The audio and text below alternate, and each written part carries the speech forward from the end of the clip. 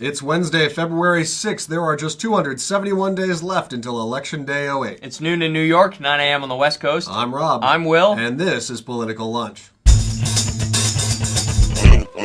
Welcome back to Political Lunch. Well, Super Tuesday is finally behind us, but there's no time to indulge your political hangover because there's still a long way to go. Rick Klein at ABC News described the results best. Never have so many winners won so little. Last night's results are not making anybody feel relieved or relaxed this morning because this time, truly, everyone was a winner. Yesterday, John McCain, of course, was the big winner for the Republicans, taking home 9 states and enough to give him a substantial lead in the delegates. Mitt Romney did well enough to at least keep his campaign alive with 7 state wins, but not well enough to silence the pundits who today have appointed John McCain the nominee. And perhaps just to drive pollsters crazy, Mike Huckabee proved that he is not one to be underestimated, winning 5 states yesterday. And remember that this is a campaign that just recently was not able to pay some of its staff. Yeah, last night Huckabee told his supporters now this is a 2-candidate race, and I'm one of them. Now here's what the map looks like for the Republicans. McCain remains strong where most expected, places like New York, Connecticut, California.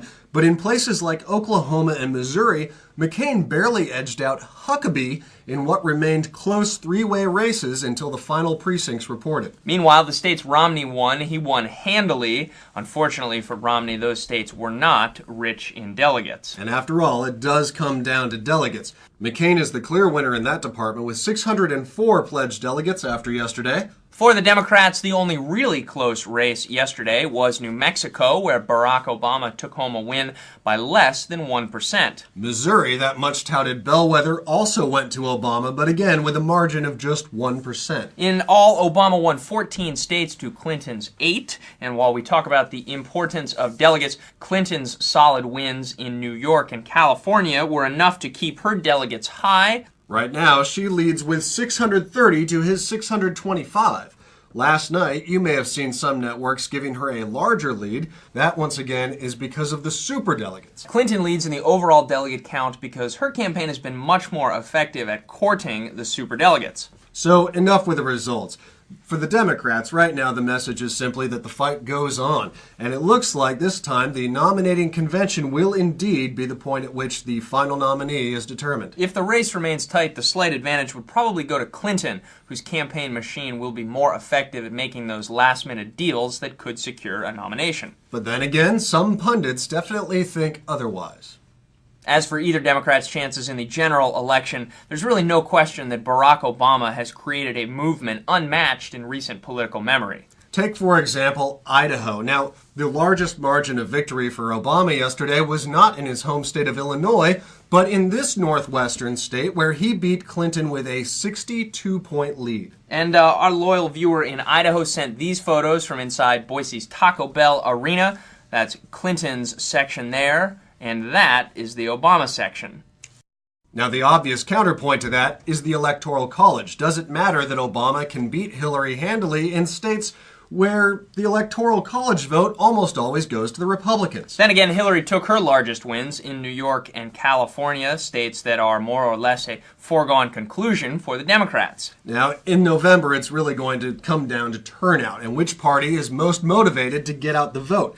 Now, if yesterday is any indication, the Democrats certainly have a strong advantage in that department. In traditional battleground states where neither party has a historical leg up, Democratic turnout yesterday was nearly double the Republican vote. Now, in other news, a number of candidates made reference last night to tornadoes which killed 47 people in Alabama, Arkansas, Kentucky, and Tennessee. Barack Obama, in his speech from Illinois last night, referenced Hurricane Katrina and urged the federal government to respond swiftly to this crisis. On a lighter note, Bill Richardson reappeared last night and seemed to be taking a page from the Al Gore post-campaign facial hair playbook. Not that we can really criticize about that. Nope. And Mitt Romney noted graciously that he's managed to win all 3 states that he's lived in, Utah, Michigan, and Massachusetts. That's very nice for him. But will it be enough to actually keep his campaign alive? Will Hillary Clinton be able to win over enough superdelegates to put her over the top? And will the Obama movement continue to grow? We'll surely find out in the weeks ahead, and perhaps even sooner.